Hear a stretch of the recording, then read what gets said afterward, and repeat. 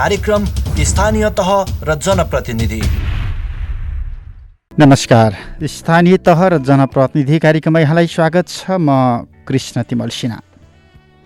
यो कार्यक्रममा हामी स्थानीय तहको काम, स्थानीय तहले हासिल गरेका अनुभव, स्थानीय तहले पाएको संविधान र कानुन अनुसारका अधिकार, स्थानीय तहले ती अधिकारहरू प्रयोग गर्दा हासिल गरेका उपलब्धिहरू, सामना गरेका चुनौतीहरू, स्थानीय सरकारसँग जोडिएका जनताका सरोकार, अपेक्षा अनि त्यसलाई पुरा गर्ने सन्दर्भमा आइपरेका झन्झट र झमेला हामी यो बसाइमा जोड्दै आएका छौँ। र एउटा स्थानीय तहले गरेका अनुभव र सोही अनुभवका आधारमा अर्को स्थानीय तहले कसरी काम गर्न सक्छ र कसरी समस्याहरू फुकाउन सक्छ भन्ने विषय पनि हामी यो व्यवसायमा जोड्छौँ र सँगसँगै स्थानीय तहका विशेष गरी विकास निर्माण र पूर्वाधारसँग जोडिएका आयामहरू यसमा हामीले जोड्दै आएका छौँ। तर अहिले यति बेला मुलुक कोरोनाको कहरसँग जुधिराखेको छ, बाढी पहिरो डुबान कटानको विपत्तिसँग जुधिराखेको छ, राजनीतिक सङ्कटसँग जुधिराखेको छ र यही सङ्कटको बिचमा केन्द्रित रहेर हामीले केही दिन यता कोरोना सङ्कट अनि बाढी पहिरोमा केन्द्रित संवाद स्थानीय सरकारका प्रमुखहरूसँग गरिराखेका छौँ, गर्दै आएका छौँ। यही क्रममा आज काठमाडौँ उपत्यकाकै महालक्ष्मी नगरपालिका ललितपुर र उक्त नगरपालिकाका मेयर रामेश्वर श्रेष्ठसँग आज हामी संवाद गर्छौँ। समग्रतामा यो नगर क्षेत्रले कसरी काम गरिराखेको छ, कस्ता कस्ता समस्याहरू आइराखेका छन्, विशेष गरी कोभिड-19 कोरोना भाइरसको महामारी सुरु भइसके पछाडिका तयारीहरू, सावधानीहरू, सतर्कताहरू, व्यवस्थापनको प्रश्न, खर्चको प्रश्न, उपचारको प्रश्न, कन्ट्याक्ट ट्रेसिङदेखि आम नागरिकको सरोकारका प्रश्नमा नगरपालिकाको काम कसरी अगाडि बढिराखेको छ भन्ने प्रश्नमा आज हामी रामेश्वर श्रेष्ठ महालक्ष्मी नगरपालिकाका प्रमुख हुनुहुन्छ, उहाँसँग हामी संवाद गर्दैछौँ। श्रेष्ठज्यू, हजुर, स्वागत छ यहाँलाई। हस्, धन्यवाद। यो बसाइ हाम्रो अलिकति स्थानीय सरकारहरूले कसरी काम गरिराखेका छन्, समस्या कस्ताहरू आउँदो रहेछन्, 3 वर्षको बिचको अनुभव, अर्को चुनाव आउन लाग्यो, कानुनी संवैधानिक अधिकारहरू प्रयोग भएका छन् कि छैनन् भन्ने विषयमा अलिकति जाने गरेका थियौँ पूर्वाधार विकासतिर। तर अहिले चाहिँ अर्कै महामारी अघिल्तिर आइपरेको कारण यो महामारीसँग कसरी जुधिराखेका छन् स्थानीय सरकारहरू भन्ने प्रश्नबाटै सुरु गरौँ न। त्यसमा तपाईँको अनुभव के छ महालक्ष्मी समग्र नगरपालिकाभित्रको? हजुर, महालक्ष्मी नगरपालिकाले जुन कोभिड-19 कोरोना भाइरसलाई व्यवस्थापन गर्नको लागि जुन चाहिँ कामहरू अगाडि सारेको छ, त्यो सन्दर्भमा यहाँले जानकारीको लागि केही जिज्ञासा राख्नु भएको, सर्वप्रथम त म धन्यवाद दिन चाहन्छु। र जुन विश्व महामारीको रूपमा जुन फैलियो, त्यो विश्व महामारी क्रम फैलिएको कोभिड-19 नेपालमा पनि त्यसको बाछिटा पर्यो र त्यसको बाछिटाबाट महालक्ष्मी नगरपालिकालाई चाहिँ बाछिटा पर्न नदिनको लागि हामीले कोभिड-19 लाई चाहिँ एउटा म्यानेजमेन्ट पोइन्ट अफ भ्यूबाट हामीले तयारीमा जुट्यौँ र त्यसमा सबैभन्दा पहिला हामीले चाहिँ एउटा नारा तयार गऱ्यौँ, unite to fight against the corona virus कोभिड-19 भनेर। र त्यसपछि यो नारालाई मध्यनजर गरेर हामीले एउटा चाहिँ प्रचारात्मक कामहरूमा एजुकेट गर्ने, अवेर गर्ने कामहरू गऱ्यौँ। हामीले यो एजुकेट गर्ने, अवेर गर्ने र क्यापासिटी बिल्डिङका कामहरूमा चाहिँ हाम्रो स्वास्थ्य कर्मीहरू, हाम्रो महिला स्वयंसेविकाहरू, हाम्रो स्थानीय स्वयंसेवकहरू र त्यसपछि यो प्रचार गर्ने र एजुकेट गर्ने काम चाहिँ समुदायमा, विद्यालयहरूमा गर्ने कामहरू गऱ्यौँ। र कोभिडलाई चाहिँ महालक्ष्मी नगरपालिकामा चाहिँ बाछिटा पर्न नदिनलाई यसलाई सेनिटाइज गर्नेदेखि, पर्चा निकालेर कोभिडबाट बच्ने उपायहरूदेखि हामीले यो कामहरू निरन्तर सुरुको दिनदेखि हामीले चाहिँ आजसम्म यसलाई कन्टिन्यू नै गरेर आइरहेका छौँ। भदौ 15 सम्मको लागि भनेर एउटा सूचना निकाल्नु भएको थियो नि तपाईँले पछिल्लो, होइन? त्यो सूचना अनुसार अहिले के भइराखेको छ? जुन तपाईँले जे जति शर्तहरू राखेर त्यो सूचना जारी गर्नुभएको थियो नि पालनाका सन्दर्भमा। हजुर, म आउँछु त्यसमा। अनि त्यस पछाडि हामीले तयारीको लागि पार्टहरूमा हाम्रो क्यापासिटी बिल्डिङ काममा हाम्रो डक्टरहरूलाई हामीले 3 चरण, डक्टर स्वास्थ्य कर्मीहरूलाई 3 चरणको तालिम दियौँ।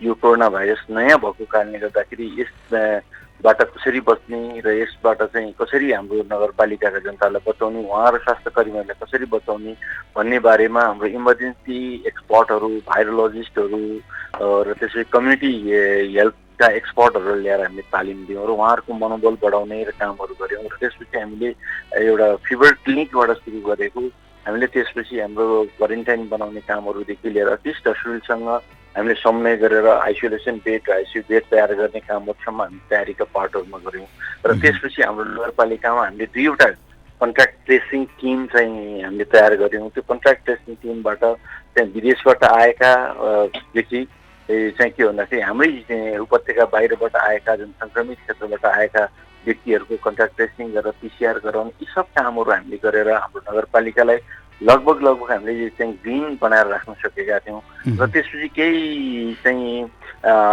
महिना अगाडि यही महिना चाहिँ आषाढमा चाहिँ अलिकति हाम्रो नगरपालिकामा एउटा ठुलो चाहिँ के भन्छ सङ्क्रमित सङ्ख्या बढ्यो। त केहीले त्यसपछि त्यो सङ्क्रमित सङ्ख्यालाई पनि हामीले चाहिँ के भन्दाखेरि कन्ट्र्याक्ट ट्रेसिङ गरेर कम्युनिटीमा ट्रान्समिसन नहोस् भन्नको लागि हामीले चाहिँ के भन्छ त्यस्तो क्लोज कन्ट्याक्टमा रहेका र जोखिमयुक्त क्षेत्रमा भएकाहरूको स्याम्पल टेस्ट गरेर हामीले टोटल टेस्ट गऱ्यौँ। त्यो पनि हाम्रो टोटल नेगेटिभ आइसकेको थियो। नगरपालिका फेरि क्लिन अवस्थामा आइसकेको थियो र त्यसपछि फेरि अब केही अहिले चाहिँ आइरहेको छ। अहिलेसम्मको हाम्रो स्ट्याटस म तपाईँलाई बताइदिउँ। हाम्रो महालक्ष्मी नगरपालिकामा अहिलेसम्मको चाहिँ हिजो बेलुकासम्मको केस सङ्ख्या चाहिँ 44 पुगेको छ। त्यसमा चाहिँ 28 जना हाम्रो चाहिँ निको हुनु भएको छ भने 1 जनाको मृत्युवरण गर्नुभएको छ। तर उहाँ चाहिँ के भन्दाखेरि चितवनको नागरिक नगरपालिकामा चाहिँ बस्नुहुन्थ्यो डेरा गरेर र उहाँ हस्पिटलबाटै नगरपालिका नआइकन उतैबाट उहाँको मृत्युवरण भयो र 1 जना भयो। र त्यसपछि अहिले चाहिँ हाम्रो टोटल एक्टिभ केस चाहिँ सङ्क्रमित केसको सङ्ख्या चाहिँ 15 छ र त्यो 15 केसहरू मध्ये चाहिँ होम आइसोलेसनमा 7 जना बस्नु भएको छ र 7 जनामा पनि 1 जना निको भइसक्नु भएको। उहाँको पिसिआर 2 चोटि टेस्ट गराए हामीले, त्यो चाहिँ नेगेटिभ आएर उहाँ चाहिँ निको भइसक्नु भएको अवस्था छ भने त्यसपछिबाट चाहिँ अर्को बाँकी चाहिँ 8 जनालाई चाहिँ हामीले चाहिँ के भन्दाखेरि हस्पिटलमा आइसोलेसनमा पठाएका छौँ र यसरी चाहिँ अहिले 8 जना व्यक्ति आइसोलेसनमा हस्पिटलमा हुनुहुन्छ एडमिटेड भने र त्यसपछि 6 जना चाहिँ होम आइसोलेसनमा हुनुहुन्छ। र 6 जना होम आइसोलेसनमा बस्नुभएका हाम्रा जुन दाजुभाइ दिदीबहिनीहरू हुनुहुन्छ उहाँहरूलाई चाहिँ हाम्रो हेल्थ वर्करहरू र म आफैले पनि के भन्छ उहाँहरूसँग कन्ट्याक्ट गरेर उहाँहरूलाई चाहिँ मोनिटर गर्ने कामहरू गरिरहेका छौँ र त्यसपछि अहिले चाहिँ के भन्दाखेरि हाम्रो क्लोज कन्ट्याक्टमा उहाँहरूको क्लोज कन्ट्याक्टमा भएकाहरूको चाहिँ हाम्रो कन्ट्याक्ट ट्रेसिङ टिमले लिस्ट पनि तयार गरिसकेको छ र अब हामी केही दिनपछि इन्क्युबेसन पिरियड सकिसकेपछि हामी उहाँहरूको पनि पिसिआरको तयारीमा छौँ र अहिले महालक्ष्मी नगरपालिकाको चाहिँ कोभिडको चाहिँ करेन्ट सिचुएसन चाहिँ हिजो बेलुकासम्मको चाहिँ यस्तो स्ट्याटस छ। यो बिचमा परीक्षण कतिजनाको गरियो? हामीले यो बिचमा परीक्षण चाहिँ हामीले 1800 प्लस गरेका छौँ पिसिआर। एकदम म्याक्सिमम सङ्ख्या क्वारेन्टाइनमा कतिजनासम्म राख्नु पर्यो? हामीले क्वारेन्टाइनमा म्याक्सिमम सङ्ख्या चाहिँ हामीले चाहिँ एउटा क्वारेन्टाइनमा हामीले 18 जनासम्म राख्यौँ र त्यसपछि त्यो नियमित अनि अर्कोमा चाहिँ 8-9 रहिरह्यो र अर्को क्वारेन्टाइनमा 2-3 को दरले रह्यो र यसरी अहिले चाहिँ हाम्रो क्वारेन्टाइनमा बस्नेहरू चाहिँ सबैलाई पिसिआर टेस्ट गरेर उहाँहरू पूर्ण नेगेटिभ हुनुहुन्छ र उहाँहरू अहिलेको अवस्थामा हाम्रो क्वारेन्टाइन चाहिँ खाली अवस्थामा छ र हाम्रो चाहिँ अहिले हामीले चाहिँ जम्मा हाम्रो 75 बेडको क्वारेन्टाइन बनाएका छौँ। 20 बेड चाहिँ स्ट्यान्ड बाई छ र 55 बेड चाहिँ चलाइरहेका छौँ। यो जस्तो अहिले जुन जति देखियो पछिल्लो समयमा तपाईँले भन्नुभयो 44 जना सङ्क्रमण, 28 जना निको, 1 जनाको मृत्यु, 15 जना एक्टिभ केसमध्ये 6 जना होम आइसोलेसन, 8 जना अस्पताल, तपाईँले दिएको तथ्याङ्क होइन? यी चाहिँ समुदाय स्तरमा हो अथवा कुनै ट्राभल हिस्ट्रीसँग जोडिएका व्यक्ति हुन् अथवा कस्ता व्यक्तिहरू देखिए महालक्ष्मीमा? होइन, 28 जना जुन निको हुनुभएको छ त्यो 28 जना निको हुनुभएकोमा चाहिँ केही ट्राभल हिस्ट्री भएका पनि हुनुहुन्थ्यो। जस्तो विदेशबाट आउनुभएको साथीहरू, भाइ बहिनीहरू, पढ्न जानुभएकोहरू, पढाइको कारणले उता लकडाउन भएपछि फर्केर आउनु भएको, त्यस कामको सिलसिलामा जानुभएकाहरू हुनुहुन्थ्यो र त्यसपछि उहाँहरू निको हुनुभयो। र अहिलेको अवस्थामा चाहिँ जुन यो चाहिँ 15 जना छ, यो 15 जनामा चाहिँ ट्राभल हिस्ट्री विदेशको छैन, तर के भन्दाखेरि आउट अफ भ्याली जुन चाहिँ भ्याली बाहिरको चाहिँ जति पनि जुन अलि रेड जोन एरियाकाहरू हुनुहुन्छ हाम्रो नगरपालिकामा चाहिँ अब डेरा गर्दा विभिन्न कारणले बस्नु भएको उहाँहरू जब लकडाउन खुलेपछि आइसकेपछि उहाँहरूको चाहिँ के भन्दाखेरि यो टेस्ट गर्दाखेरि भेटिएको हो र समुदायमै चाहिँ अहिले हाम्रो स्थानीयवासी नै चाहिँ जम्मा 2 जना हुनुहुन्छ र 2 जनामा पनि 2 जना हस्पिटलमा। भनेपछि समुदाय स्तरमा गइसकेका छैन? महालक्ष्मी नगरपालिकामा समुदाय स्तरमा गइसकेको छैन। हामी यसमा चाहिँ ढुक्क छौँ। तर के भन्दा अब यो सङ्क्रमणको दर चाहिँ दिनानुदिन बढिरहेको कारणले गर्दाखेरि चाहिँ यो असाध्यै नै जोखिमयुक्त छ र यसको लागि महालक्ष्मी नगरपालिकाले जुन हामीले अत्यावश्यक सेवा बाहेक 15 दिन भाद्र 9सम्म सबै हाम्रो नगरपालिकाले दिने सेवाहरू बन्द गरेका छौँ र त्यसपछि हामीले चाहिँ भिडभाड नजान यो नगर्न भनेर चाहिँ गरिरहेका छौँ। त्यो कामहरूको लागि चाहिँ नगरपालिका वडा कार्यालय हाम्रो वडा सिज्यूहरू हाम्रो प्रहरी प्रशासन साथीहरूको प्रहरीहरूको सुरक्षाकर्मीहरूको सहयोगमा हामीले चाहिँ निरन्तर रूपमा माइकिङ गराउने कामहरू र त्यसपछि हामीले बजारमा चाहिँ अलिक फिजिकल डिस्टेन्स मेन्टेन गरेर चाहिँ के भन्दा सामानहरू किन्ने त्यसपछि चाहिँ मास्क प्रपरली युज गराउनको लागि सचेत गर्ने कामहरू र सुरुमा एक चरणमा हामीले चाहिँ मास्क प्रहरीको सहयोगमा चाहिँ नगरपालिकाले मास्क दिएर हामी आफै उपस्थित भएर पनि के भन्दा मास्क नलाएर हिँड्ने केही व्यक्तिहरू चाहिँ लगभग हामीले चाहिँ 500 भन्दा बढी व्यक्तिहरूलाई मास्क पनि वितरण गऱ्यौँ। तर त्यो वितरण गरेर पनि त्यो चाहिँ नहुने रहेछ र त्यसले गर्दाखेरि केही पछि प्रहरीले जुन सिडिओ कार्यालयको निर्णयअनुसार केहीलाई चाहिँ जरिवाना पनि गरे। यसले गर्दा सबैभन्दा बढी चाहिँ हामी यो कोभिड-19बाट बच्नको लागि चाहिँ हामी आम नागरिकहरू आफै सचेत हुनुपर्ने जरुरी छ। यो सचेतनाको कार्यक्रम सञ्चालन गरिरहेका छौँ। त्यसपछि तपाईँहरूको जस्तो पपुलर एफएमहरूबाट आइरहेको छ, टिभीहरूबाट आइरहेछ, पत्र पत्रिकाबाट हरेक मोबाइलमा चाहिँ रिङटोन बज्दा अथवा चाहिँ ल्यान्डलाइनमा रिङटोन बज्दा पनि यो गरौँ भनेर आइ नै रहेको छ। तर पनि हामी नागरिकहरू हामी सचेत हुन सकिरहेछौँ र हामीले कोरोनाबाट हुने सम्भावित जोखिमलाई चाहिँ हामीले नजरअन्दाज गरेर हिँडिरहेको कारणले गर्दा यो जोखिम चाहिँ बढिरहेको स्थिति छ। तरै पनि हामी नगरपालिका चाहिँ निरन्तर रूपमा हाम्रो नगरभित्र कम्युनिटीमा ट्रान्समिसन नहोस् र ट्रान्समिटेड जति पनि व्यक्तिहरू चाहिँ इन्फेक्टेड व्यक्तिहरू हुनुहुन्छ उहाँहरूलाई चाहिँ जति सक्यो छिटो हामीले चाहिँ होम आइसोलेसनमा राख्न सक्नेलाई होम आइसोलेसनमा, अदरवाइज हामीले इमिडिएट के भन्दाखेरि चाहिँ हस्पिटल ट्रान्सफर गर्न मिहिनेत गरिरहेका छौँ र त्यो हस्पिटलमा नि ट्रान्सफर बेडहरू एकदम प्याक भइसकेको अवस्थामा हरेक हस्पिटलमा म आफैले कन्ट्याक्ट गरेर त्यहाँ डिस्चार्ज हुनसाथ हाम्रो नगरपालिकाबाट चाहिँ हामीले बिरामी चाहिँ पुस गर्ने कामहरू गरिरहेका छौँ र अस्ति पनि हामीले 3 जना पुस गऱ्यौँ र आज पनि अब 2 जना व्यक्तिको लागि चाहिँ हाम्रो तयारी अवस्थामा छौँ उहाँहरूलाई चाहिँ हस्पिटल लानको लागि। र जुन यो किन भन्दा डेरामा बस्नुहुन्छ एकजना, तर उहाँलाई अलिकति घरबेटीदेखि अरूले पनि अलिकति गरेको, उहाँ छुट्टै त बसिरहनु भएको छ। उहाँको चाहिँ ग्राउन्ड फ्लोरमा हुनुहुन्छ, उहाँको टोयलेट पनि सेपरेटै छ, उहाँले फ्ल्याट लिनुभएको रहेछ। उहाँको परिवारहरू सबै जानु भएकोले गर्दा सुरक्षित त हुनुहुन्छ, तैपनि अलिकति चाहिँ घरबेटीले त्यसलाई चाहिँ अलिकति गरिरहनु भएको। उहाँको डोर पनि फरक छ, त्यसले सुरक्षित चाहिँ हुनुहुन्छ, आइसोलेटेड हुनुहुन्छ, तैपनि भएकोले उहाँलाई पनि सिफ्ट गर्ने तयारीमा चाहिँ हामी लागिरहेका छौँ। यो महामारीले अब स्थानीय सरकारका कामहरू चाहिँ कसरी प्रभावित भइराखेका छन् त्यतातिर जाउँ न। महामारी सुरु हुनुभन्दा अगाडि र महामारी सुरु भइसके पछाडि काममा परेका प्रभावहरू असरहरू कस्ता कस्ता काममा असर परिराखेका छन् अहिले? होइन, असाध्यै नै धेरै सम्पूर्ण रूपले त अहिले महामारीतिरै केन्द्रित हुनुपर्ने अवस्था रह्यो। हजुर, एकदमै हाम्रो विकास निर्माणका कामहरू पूर्वाधारका कामहरूमा पूर्ण रूपमा हामीले चाहिँ असर गरिरहेको छ। जस्तो लकडाउन अगाडि पनि विशेष गरी स्थानीय तहको विकास निर्माणको कामहरू भनेको सुरु हुने भनेको चाहिँ तपाईँको फागुनदेखि चाहिँ के भन्दाखेरि तपाईँको जेठ मसान्तसम्म नै हो र यो अवधिमा चैत्र 11 गतिबाट लकडाउन सुरु भयो। त्यसपछि हाम्रा सबै कामहरू पूर्वाधारका कामहरू लगभग ठप्पै रहे। त्यसपछि अहिले केही हामीले चाहिँ फिजिकल डिस्टेन्स मेन्टेन गराएर हामीले चाहिँ केही चाहिँ के सुरक्षाका उपायहरू अप्नाएर उहाँहरूलाई मास्क प्रयोग गराएर हाम्रो एकाध चाहिँ कामहरू बाटो विस्तारका कामहरू हाम्रो चाहिँ अगाडि बढिरहेको छ। तर त्यहाँ पनि के भन्दाखेरि अलिकति अब मान्छेहरू हेर्ने उपस्थिति भइदिने कारणले चाहिँ अलिकति सङ्क्रमण सम्भावना भएकोले गर्दा प्रहरीको सहयोगमा हामीले त्यहाँ चाहिँ काम गर्नेलाई भन्दा अरूलाई चाहिँ के भन्दा नहेर्न नबस्नको लागि हामीले चाहिँ वडा कार्यालय मार्फत हामीले यो कामहरू गरिरहेका छौँ र अहिले हाम्रो लगभग सबै कामहरू चाहिँ पूर्वाधार कामहरू बन्दै अवस्थामा छन्। त्यसपछि नगरपालिकाबाट दिने अरू सेवाहरू अत्यावश्यक सेवा बाहेक हामीले अन्य सेवाहरू दिन सकिरहेछौँ, जसले गर्दाखेरि सेवाग्राहीहरूलाई चाहिँ एउटा चाहिँ अप्ठ्यारो पिरमर्का परिरहेको छ। अब अहिले फेस्टिभलको सिजन चाहिँ सुरु भएको छ, सबैजना फेस्टिभ मुडमा हुनुहुन्छ। यो अवस्थामा पनि हामीले चाहिँ नगरपालिकाभित्र मनाइने सबै जात्रा चाड पर्वहरूलाई हामीले चाहिँ के भन्दाखेरि कन्ट्रोल गरेका छौँ। यो अहिले नगरौँ, घरै बसेर मानौँ भनेर भनेका छौँ। र त्यसपछि अहिले तीजकै कार्यक्रममा पनि तीज आइरहेको छ। मैले हिजो मात्रै पनि एउटा नोटिस रिलिज गरेको छु। सम्पूर्ण आमा दिदी बहिनीहरूलाई अनुरोध गरेको छु, हामीले घरमै बसेर योपालिको तीज मनाउँ। स्वास्थ्यको कारणले गर्दा यो पेन्डेमिकको कारणले गर्दाखेरि हामी विगत वर्षमा मनाएको जस्तो अवस्थामा मनाउन सक्ने अवस्था छैन।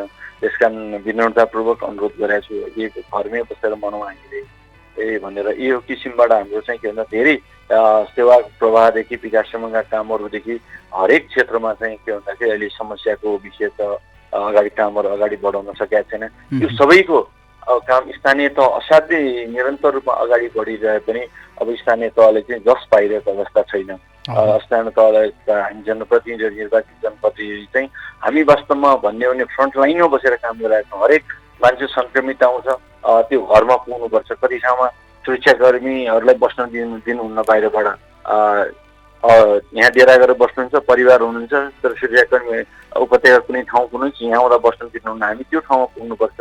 स्वास्थ्यकर्मी साथीहरू चाहिँ के भन्दा नर्सहरू अथवा चाहिँ डक्टरहरू सबैको घर हुँदैन, उहाँहरू डेरा बस्नुहुन्छ। त्यो हस्पिटल सङ्क्रमित भयो भनेपछि त्यो हस्पिटलमा काम गर्ने कुनै पनि स्टाफहरू त्यहाँ चाहिँ डेरामा राख्नु। त्यो बेलामा म राति 11 बजे पनि पुगेर चाहिँ उहाँहरूको लागि त्यो घरमा बसाउन चाहिँ के भन्दाखेरि सेटल गर्ने काम गरेर छ। हामी पनि एकदमैसँग चाहिँ के फिल्डमा गएर सबै जनप्रतिनिधि मेयरदेखि लिएर वडा एसोसिएसन सबै अगाडि बढिरहेको हुन्छ, हिँडिरहेको हुन्छ। तर उहाँहरू फ्रन्ट लाइन हुनुहुन्न। हामीले यति काम गर्दै पनि स्थानीय तहलाई चाहिँ जस पाइरहेको अवस्था चाहिँ छैन। तर पनि हामीले जसको लागि काम गर्ने होइन, हामी निर्वाचितहरू हामी जनताको चाहिँ सुरक्षाको लागि विकास निर्माण हाम्रो नगर क्षेत्रको विकास निर्माणको लागि काम गरेर हुँदा निर्वाचित भन्छौँ। त्यस कारण हामी यसमा निराश पनि छैनौँ, तर हामीले हरेस खाएका पनि छन्।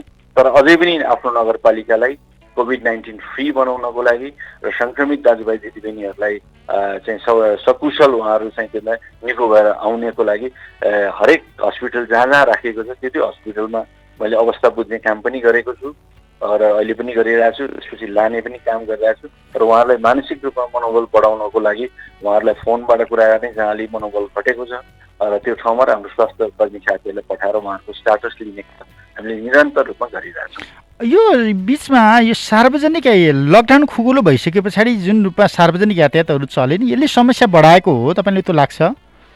होइन, एकदम पक्कै सार्वजनिक यातायात खुलिसकेपछि एउटा समस्याको रूपमा चाहिँ यो समस्या बढाएकै हो। अब यसलाई समस्या बढायो भने पनि सार्वजनिक यातायात सञ्चालन गर्ने सबै इन्टरप्रेन्योरहरू, चालक र सहचालक साथीहरूले पनि उहाँहरूको चाहिँ पनि सेनिटाइजर प्रयोग गर्नेदेखि लिएर त्यो सुरक्षित स्वास्थ्यका सबै मापदण्ड नेपाल सरकारले स्वास्थ्य मन्त्रालयले जारी गरेको छ त्यो मापदण्ड पुरा गरेर चाहिँ सञ्चालन गर्नुपर्ने। त्यो मापदण्ड पुरा नभएको अवस्थामा सङ्क्रमित भइरहेको छ एकातिर भने, अर्कोतिर चाहिँ के भन्दा चाहिँ हामी आफ्नै एउटा प्रवृत्ति सुधार नगरेसम्म चाहिँ के भन्दा बजारमा भिडभाड गर्ने, अनावश्यक काममा निस्किने यो कुराले पनि के भन्दा यो रोगलाई चाहिँ बढाउन चाहिँ एउटा सहयोग गरिरहेको छ।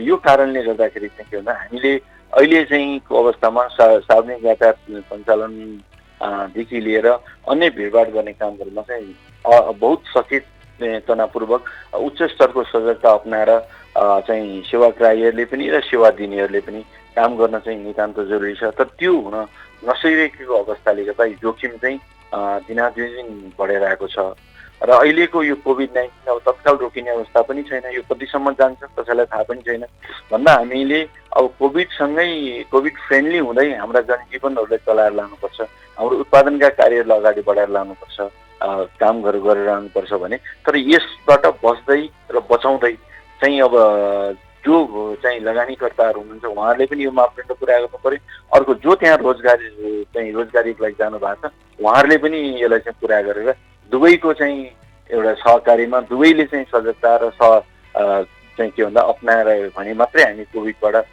बच्न सक्छौँ।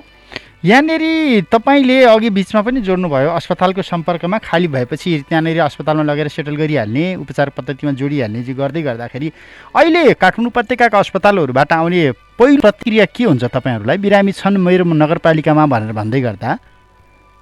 होइन, हस्पिटलले पहिलो प्रतिक्रिया त बिरामी नै छैन भन्ने, मेरो हस्पिटलमा ठाउँै छैन भन्नुहुन्छ उहाँहरूले होइन। अब ठाउँै छैन, एकदम प्याक छ भन्नुहुन्छ। तर हामी चाहिँ निरन्तर फलो गरेर यताउताबाट एउटा सूत्रबाट अर्को सूत्र लगाएपछि त्यहाँ खाली छ भन्ने कुरा भएपछि अनि म्यानेजमेन्टले फलानु व्यक्तिको त हिजो मात्रै रिलिज भएको छ, अहिले त त्यहाँ खाली हुनुहुन्छ, त्यस कारण त्यो ठाउँमा चाहिँ म चाहिँ मेरो नगरपालिकाको बिरामी जान्छु भनिसकेपछि ए हो र भनेर अनि त्यसपछि ल पठाइदिनुहोस् भनेर अनि त्यसरी सिट बुक गरेर हामीले त्यहाँ पठाइरहेको भन्दा तत्काल बिरामी भर्ना लिन मान्ने अवस्था अहिले अस्पतालमा छैन। अहिले अस्पतालमा पनि छैन, अस्पतालमा नि प्याक भयो भन्ने नै आउँछ। घरमा बसेर सङ्क्रमण भइहाल्यो, गम्भीर लक्षण देखियो भने घरमै बसेर उपचार गर्छु भन्दाखेरि कोठा हुनेहरूलाई त जसोतसो होला, परिवारले केही कम्प्रोमाइज गर्लान्, डेरामा बस्नेलाई त्यो पनि समस्या छ। डेरामा बस्नु त एकदमै समस्या छ, तर लक्षण देखिसकेपछि त गम्भीर मात्रै होइन त लक्षणै देखियो भने चाहिँ उहाँहरूलाई घरमा राखेर उपचार गर्नु त सम्भव भएन, उहाँहरूलाई त लानै पर्छ। लक्षण नदेखिएकोलाई चाहिँ घरमा आइसोलेसन राख्न सकिन्छ, लक्षण देखिसकेपछि त अब त्यसलाई त उपचारै गर्नुपर्ने हुन्छ। त्यो उपचार त तपाईँको स्थानीय सरकारले हाम्रो सामान्य अब हामीसँग त त्यो किसिमको दक्ष जनशक्ति हुनुहुन्न, हामीसँग त एमबिबिएस डक्टर र इएचए नर्सहरू मात्रै हो भनेपछि उहाँहरूले आफ्नो क्षमताले त उपचार त गर्नुहुन्छ, तर त्यो किसिमको चाहिँ उपचार आवश्यक उपचार दिन सकिएन भने त भोलि त्यसले गम्भीर समस्या उत्पन्न गर्यो भने त्यसको भागीदार त हामी नगरपालिका बन्नुपर्ने हुन्छ। यहाँ त जेसुकै भए पनि पहिलो सरकार दैलोको सरकार त तपाईहरु हो नि। अब तपाईँको चाहिँ के भन्दा केन्द्रीय सरकारको योजना हुन्छ, त्यो पुरा हुँदैन, कसले गाली खानुपर्छ? स्थानीय सरकारले गाली खानुपर्छ। के हेरेर बसेको छ मेयर भन्ने कुराहरू आउँछ। त्यसपछि अब यही कुराहरूमा यो व्यवस्थापन वास्तवमा हो भने स्थानीय सरकारले भन्दा पनि यो त के भन्दा केन्द्र सरकारले जुन जिल्ला जनस्वास्थ्य छ उसले हेर्नेछ, जुन मापदण्डहरू बनाएको जस्तो क्वारेन्टाइनदेखि लिएर सबै मापदण्ड यहाँहरू देशको चौथङ्ग यहाँहरूलाई सबै थाहा छ भन्दा स्थानीय सरकारले कति गर्ने र अरूले कति गर्ने भन्ने कुरो त किटान गरेको छ। तै पनि स्थानीय सरकारले चाहिँ निर्वाचित जनप्रतिनिधिले आफ्नो नगरभित्रलाई त्यहाँ सबै भार चाहिँ हामीले खेपेर सबै भार हामीले लिएर चाहिँ यो कामलाई चाहिँ निरन्तर रूपमा हामीले अगाडि बढाइरहेका छौँ। त्यस कारणले गर्दाखेरि स्थानीय सरकारले गाली खाने भएकोले गर्दा हामी लक्षण देखिएको बिरामीले चाहिँ हामी जसै गरी रिक्वेस्ट गरेर त्यो चाहिँ मन्त्रालयसम्म रिक्वेस्ट गरेर भए पनि हामीले हस्पिटलमा चाहिँ व्यवस्थापन गर्ने काम चाहिँ गरेका छौँ। जस्तो अस्ति मात्रै एकजना बिरामीको चाहिँ लक्षण देखियो, उहाँको खुकी पनि लाग्यो, उहाँलाई ज्वरो पनि आयो, आइसकेपछि उहाँको त फ्ल्याटमा त थियो, आफ्नै घर थियो, तर पनि के भन्दा उहाँलाई चाहिँ राख्न उपयुक्त नदेखेर हाम्रो स्वास्थ्य कर्मीहरूले होइन मेर्छ यसलाई त तत्काल हस्पिटल व्यवस्थापन गर्नुपर्छ भनिसकेर चाहिँ बहुत दुःख गरेर उहाँलाई चाहिँ बेलुका 7 बजे चाहिँ हाम्रो नगरपालिकाबाट हस्पिटलमा चाहिँ लगियो। अहिले उहाँको अवस्था चाहिँ सुधार हुँदैछ। अन्त्यमा लगभग समय सकिएको छ। काठमाडौँ उपत्यकामा 11-12 जनाको मृत्यु भइसकेका छ, सङ्क्रमितको सङ्ख्या नि 2250 पुगिसक्यो समग्रमा भन्ने विवरण आइराखेको छ। दिनदिनै बढेको छ, यो सङ्ख्या यसै गरी बढिराखेको छ। यो परिस्थितिमा अब प्रदेश र केन्द्र सरकारको भूमिकाको अपेक्षा हुन्छ होला नि, के भन्नुहुन्छ अन्त्यमा? होइन, अब केन्द्रीय सरकार प्रदेश सरकार सबैको भूमिका चाहिँ महत्त्वपूर्ण हुन्छ र के स्थानीय सरकार तिनीवटै सरकारको यति बेला त तपाईँहरू दौडिन खोजिराख्नु भएको छ, भर्ती गरिदियो हुन्थ्यो भन्ने खालको एउटा सन्दर्भमा के त्यो त एकदमै हामीलाई चाहिँ अब भर्ती गरिदियोस् भन्ने त एकदमै हामीलाई आवश्यक छ। हामीले माग पनि गरिरहेका छौँ। त्यस कारण यसमा चाहिँ त्यही तहको सरकार सम्पूर्ण चाहिँ के भन्दाखेरि जनसमुदायहरू सबैको संयुक्त सहकार्यबाट सबै राजनीतिक दलका नेता कार्यकर्ताहरू सबैको सहकार्यबाट नै के भन्दाखेरि यसलाई जित्न सकिन्छ, एक्लै लडेर सकिँदैन।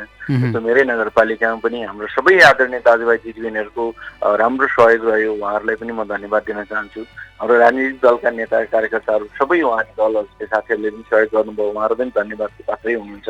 त्यसले गर्दा हाम्रो नगरपालिकामा अहिले मोर्टालिटी रेट पनि लगभग 1 जना पनि उहाँ बाहिरको हो र उहाँ पनि के भन्दाखेरि एकदमै त्यो मृगौला ट्रान्सप्लान्ट गरेको व्यक्ति हो र अरू चाहिँ हाम्रोमा त्यस्तो किसिमको क्रिटिकल कन्डिसनको अहिलेसम्मको अवस्थामा हुन्न र नहोस् भन्ने पनि म शुभकामना गर्न चाहन्छु। सबै एडमिटेड मान्छेहरू चाहिँ छिटो निको भएर सकुशल निको भएर फर्किनु भन्ने मेरो कामना शुभकामना पनि छ र त्यसले गर्दा केन्द्रीय सरकार प्रदेश सरकारको चाहिँ यसमा महत्त्वपूर्ण भूमिकाहरूमा जस्तो मेरो अनुरोध चाहिँ के भन्दा ठुल्ठुला आइसोलेसन सेन्टरहरू निर्माण गरोस् प्रदेशले पनि केन्द्र सरकारले पनि, स्थानीय सरकारले मात्रै गरोस् भन्ने नगरिकन चाहिँ हरेक जिल्लामा चाहिँ कमसेकम पनि 400-500 जना अट्ने चाहिँ आइसोलेसन सेन्टर बनाउनलाई चाहिँ प्रदेश सरकारले केन्द्र सरकारले पहल गरोस् र त्यसपछि अब बिरामीको चाप चाहिँ दिनानुदिन बढेर गइरहेको छ। यसले गर्दा हस्पिटलमा आवश्यक भेन्टिलेटरको सङ्ख्या वृद्धि गर्नेदेखि लिएर अनि हस्पिटलको चाहिँ अब डक्टर नर्सहरूलाई ट्रेनिङ दिनुपर्ने के गर्नुपर्ने जस्तो भेन्टिलेटरहरू सुविधाहरू हुँदै मात्रै पनि भएन, उहाँहरू त्यो चलाउन सक्ने क्षमता भएका डाक्टर साहबहरू कति हुनुहुन्छ, ट्रेन्ड म्यान पावर कति हुनुहुन्छ, यदि हुनुहुन्न भने पनि त्यो ट्रेन्ड म्यान पावरबाट चाहिँ अर्को ट्रेनिङ दिएर अर्को म्यान पावर उत्पादन गर्नेतर्फ सोच्नु जरुरी लाग्छ मलाई। र त्यसपछिबाट आएर चाहिँ अब प्राइभेट सेक्टरमा जति पनि हस्पिटलहरू रन भइरहेको छ ती ठुला हस्पिटलहरूलाई पनि नेपाल सरकारले के भन्दा अब कोभिडकोलाई चाहिँ कोभिड हस्पिटलको रूपमा अहिलेसम्म नेपाल सरकारको सरकारी हस्पिटल मात्रै छ। त्यो चाहिँ प्रदेश सरकार र केन्द्र सरकारले चाहिँ प्राइभेट हस्पिटललाई पनि अब कोभिड हस्पिटलको रूपमा कन्भर्ट गरेर त्यहाँ पनि उपचार गर्ने विधिलाई चाहिँ स्थापित गर्न जरुरी देखेको छु। र अर्को चाहिँ मेरो अनुरोध के भन्दा प्रदेश र केन्द्र सरकारलाई यही रूपमा अब चाहिँ मोर्टालिटी रेट बढ्दै जाने हो, यही रूपमा सङ्क्रमित बढ्दै जाने हो भने चाहिँ के भन्दा हाम्रो देशमा पनि भोलि चाहिँ के भन्दाखेरि अब यो लासको व्यवस्थापन गर्न असाध्यै गाह्रो हुन्छ। त्यसको लागि कमसेकम एउटा चाहिँ के भन्दाखेरि मोर्टिरियम जुन चाहिँ के भन्दा अब एउटा चाहिँ डेड बडीहरूलाई म्यानेजमेन्ट गर्नको लागि एउटा चाहिँ के भन्दाखेरि घरको बनाउन नितान्त जरुरी पत्रिकामा मैले चाहिँ देखाएको छु। र यो कामतिर पनि गर्नलाई चाहिँ नेपाल सरकार प्रदेश सरकारले ध्यान दियोस् भन्ने मेरो अनुरोध छ। अर्को चाहिँ के भन्दाखेरि यो सबलाई व्यवस्थापन गर्नको लागि पनि स्पेस अहिले त 2-3 जना मात्रै डेड रेट छ। त्यसले गर्दा पशुपतिमा हामीले जलाउने र या चाहिँ पोल्ने काम त्यो शब्दागृहमा मेसिनले उता गर्न सम्भव भइरहेछ। भोलि योहरू चाहिँ असाध्यै धेरै बढेर गयो भने चाहिँ के भन्दा यसलाई सब व्यवस्थापन गर्नको लागि स्पेसको पनि को कारणले गर्दा कठिन हुनसक्छ। त्यसको लागि पनि के भन्दा स्पेस म्यानेजमेन्ट पनि गर्नको लागि म केन्द्र सरकार प्रदेश सरकारलाई अनुरोध गर्न चाहन्छु। त्यस कारण यो भयावहलाई मैले यो किन भनिरहन्छु, यस्तो नहोस् हामी सबैको कामना हो, तर पनि हामीले worst to worst condition management गर्नुपर्ने असाध्यै त्यो तल्लो स्तरको वर्स्ट कन्डिसनलाई लिएर चाहिँ के भन्दा व्यवस्थापन गर्नुपर्ने भएकोले गर्दाखेरि मेरो चाहिँ के भन्दाखेरि अनुरोध यो एउटा चाहिँ के भन्दा सब व्यवस्थापन गर्नको लागि एउटा चाहिँ त्यो मोर्टेरियम हाउस, अर्को चाहिँ त्यसपछिबाट यतापट्टि आएर चाहिँ स्पेस चाहिँ ठाउँ यसको पनि व्यवस्थापन गर्न अनुरोध गर्छु। र स्थानीय तहले जति काम गरिरहेको छ त्यो काम निरन्तर हामी र त्यसको लागि आवश्यक अन्य सहयोगहरू चाहिँ के भन्दाखेरि जनशक्तिकोदेखि लिएर आर्थिक सहयोगहरू पनि केन्द्रीय सरकार र प्रदेश सरकारले चाहिँ नगरपालिकाहरूलाई गाउँपालिकाहरूलाई प्रदान गरोस् भन्ने पनि म अनुरोध गर्न चाहन्छु। हुन्छ हुन्छ, यहाँको यो समयका लागि संवादको लागि धन्यवाद। हस्, यहाँलाई पनि मेरो नगरपालिकाको बारेमा केही कुरा राख्न दिनुभएकोमा पपुलर एफएम उपत्यकाको क्यापिटल एफएम परिवार र तपाईँलाई हार्दिक धन्यवाद दिन चाहन्छु। रामेश्वर श्रेष्ठ ललितपुरको उत्तर पूर्वी महालक्ष्मी नगरपालिकाका नगर प्रमुख। समग्रतामा नगरपालिकाले यो महामारीको समयमा, यो सङ्कटको समयमा कसरी काम गरिराखेको छ, क्वारेन्टाइनको व्यवस्थापन के छ, सङ्क्रमितको अवस्था के छ, कति उपचार भयो, कति निको भएर फर्किए, कतिको ज्यान गयो, कति आइसोलेसनमा छन्, अहिले पछिल्लो समयमा कतिजनाको परीक्षण गरियो, क्वारेन्टाइन व्यवस्थापनका सन्दर्भमा पूर्वाधारहरू के कस्ता राखिएका छन् र भोलिका दिनमा फेरि आइपऱ्यो भने जुझ्नका लागि नगरपालिकासँग तयारी कस्तो रहेको छ, रणनीति कस्तो छ, यो किनकि आम रूपमा उठिराखेको प्रश्न हो। र रामेश्वर श्रेष्ठ महालक्ष्मी नगरपालिकाका मेयर, उहाँले देखाएर यो नगरपालिकामा 44 जना सक्रिय सङ्क्रमित पुष्टि भएकोमा 28 जना उपचारपछि घर फर्किएका छन्। यो बिचमा 1 जना मृगौला प्रत्यार्पण गरिएका 1 जना बिरामीको मृत्यु भएको छ र 15 जना नयाँ एक्टिभ सङ्क्रमितहरू रहेको अवस्थामा 6 जना अहिले पनि होम आइसोलेसनमा छन्। 8 जनाको उपत्यकाका विभिन्न अस्पतालमा उपचार चलिराखेको छ। सबैको अवस्था सामान्य छ र यो बिचमा नगरपालिकाले 1810 जनाको स्वाब सङ्कलनपछि परीक्षण गरेको छ र नगरपालिकाले व्यवस्थापन गरेर राखेको 75 जना क्षमताको क्वारेन्टाइन, जुन क्वारेन्टाइन अहिले खाली छ, त्यहाँनिर विपत्ति परिहाल्यो भने राख्न सकिन्छ बिरामी भन्ने ढङ्गबाट बनाइएको क्वारेन्टाइन हो। र सावधानी र सतर्कताका हिसाबमा अहिले अत्यावश्यक सेवा क्षेत्र बाहेक सबै क्षेत्रहरू भदौ 15 गतेसम्मका लागि नगरपालिकाले बन्द गरेको छ र अहिले नगरमा भोलिका दिनमा आउन सक्ने सङ्कटसँग जुझ्नका लागि त्यही अनुसारको रणनीति तय गर्नका लागि विज्ञ चिकित्सकहरू, तालिम प्राप्त चिकित्सकहरू सहितको स्वास्थ्यकर्मी सहितको एउटा टोली समेत नगरपालिकाले विभिन्न चरणमा तालिम र परामर्श पछाडि तयारी अवस्थामा राखेको भन्ने उहाँले अभिव्यक्ति दिनुभएको छ। र सँगसँगै काठमाडौँ उपत्यकाका अधिकांश अस्पतालहरूले अहिले सम्पर्कमा आउँदाखेरि अस्पतालमा बिरामी भर्ना गर्ने ठाउँ छैन, अस्पतालमा बिरामीहरू भरिभराउ छन्, अस्पताल नल्याउनुहोस् भनेर पन्चिने गरेको छ। यो अवस्था आइसकेको छ र यो अवस्था बढ्दै जाँदा हामीले यही लापरवाही गरिरहँदा, यसै गरी सार्वजनिक यातायातका सवारी साधनहरू हामीले निर्बाध रूपमा गुडाइरहँदा, सार्वजनिक जीवन यसै गरी हामीले बिना सावधानी र बिना सतर्कता अप्नाइरहँदाखेरि भोलिका दिनमा यदि काठमाडौँ उपत्यका अर्थात् सहरी क्षेत्रमै मृत्युदर बढ्यो भनेदेखि त्यति बेला लास व्यवस्थापन कसरी गर्ने र मृत्युदर बढ्यो भने त्यति बेला त्यो लास उठाउने जनशक्तिको व्यवस्थापन कसरी गर्ने र त्यो लासहरू सङ्कलन गरेर कहाँ लगेर लाने, किनकि यो परिस्थिति नआओस् सबैले कामना गरिराखेको अवस्था हो। तर यदि यति धेरै परिस्थिति गम्भीर भएर आइदियो भने त्यो दिनका लागि तयारी गर्नुपर्छ कि पर्दैन? सरकारले, केन्द्र सरकारले स्थानीय सरकारसँग तत्अनुसारको व्यवस्थापनका लागि समन्वय र सहकार्य गर्नुपर्छ कि पर्दैन लगायतका उहाँका स्वाभाविक जिज्ञासा, स्वाभाविक प्रश्न अनि स्वाभाविक चासो र चिन्ता देख्यौँ हामीले। किनकि यो विषयमा अहिलेसम्म केन्द्र सरकारले कुनै पनि सतर्कता, कुनै पनि सावधानी अप्नाइराखेको अवस्था छैन। दिनमा औसत 4 जना 5 जनासम्मको मृत्यु हुन थालिसकेको छ र तत्कालका लागि पशुपति आर्यघाटमा रहेको त्यस क्षेत्रमा रहेको विद्युतीय शवदाह गृहमा सब व्यवस्थापन गरिराखिएको छ र भोलिका दिनमा यदि यो चाप बढिराख्यो भनेदेखि स्थानीय तहमा गाउँ सहरका गल्ली गल्लीमा यो खालको समस्या देखियो भने त्यसका लागि राज्यले खै त तयारी गरेको व्यवस्थापन गर्नका लागि त्यो पूर्व शर्तहरू, पूर्वाधारहरू बनाउनुपर्छ कि पर्दैन?